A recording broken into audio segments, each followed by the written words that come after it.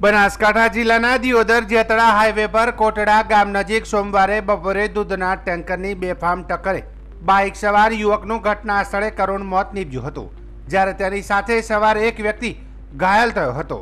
જેમાં પ્રાપ્ત માહિતી મુજબ કાંકરેજ તાલુકાના ચાંગા ગામના પિયુષભાઈ મનોભાઈ ચોંગીચા પરમાર રહે ચાંગા પોતાની મોટરસાઇકલ પર રાટીલાથી ગામ તરફ જઈ રહ્યા હતા। તે દરમિયાન કોટડા નજીક અજાણ્યા દૂધના ટેન્કર ચાલકે બેદરકારીપૂર્વક વાહન અંકારી બાઇકને જોરદાર ટક્કર મારી હતી।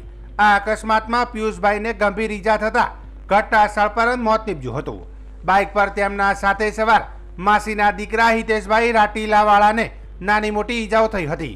સ્થાનિક લોકોએ ઘટનાની જાણ 108 એમ્બ્યુલન્સને કરતા ઈજાગ્રસ્ત હિતેશભાઈને દિયોદર રેફરલ હોસ્પિટલ ખાતે ખસેડવામાં આવ્યો હતો। અકસ્માત બાદ દૂધના ટેન્કરનો ચાલકનો ઘટના સ્થળથી ફરાર થઈ ગયો હતો। દિયોદર પોલીસે ટેન્કર ચાલક વિરુદ્ધ ગુનો નોંધી આગળની કાર્યવાહી હાથ ધરી છે।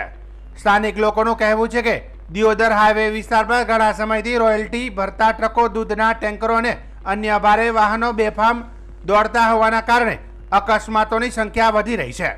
અનેક લોકો પોતાના પ્રાણ ગુમાવી ચૂક્યા છે। તેથી દિયોદર પોલીસ તંત્ર દ્વારા આવા બેફામ દોડતા વાહનો સામે કડક કાર્યવાહી કરવામાં આવે તેવી માંગ ઉઠી છે। મારું નામ ચૌહાણ હિતેશભાઈ રત્નાભાઈ છે। અમે લોકો રાટીલા તરફથી આવેલા ખાણોદર અને દિયોદર કોટડાના માધવ ગેસ્ટ હાઉસથી આગળ 100 મીટર આગળ જ અકસ્માત સર્જાયો, જેમાં ઘટના સ્થળે મારા ચાંગીચા પિયુષભાઈ મનુભાઈ પરમારનું મૃત્યુ પામ્યું અને ત્યાંથી ભાઈ આ બનાસ ડેરીનું ટેન્કર હતું જે તેના ઉપર ચડાવી દેવામાં પાછળથી ટક્કર મારી તો હું પાછળ બાઇક પર બેઠો હતો, એટલે હું થોડો ફગલાઈને નીકળી ગયો સાઈડમાં અને ટેન્કર નીચે આવી ગયો ભાઈ, અને ત્યાંનું ભાઈનું મૃત્યુ પામ્યું। અને પછી ત્યાંથી અમે બનાસ ડેરીના ટેન્કર બેફામ બની રહ્યા છે, એટલા માટે તેના માટે દિયોદર પોલીસને અપીલ કે તેના વિશે કાર્યવાહી કરે।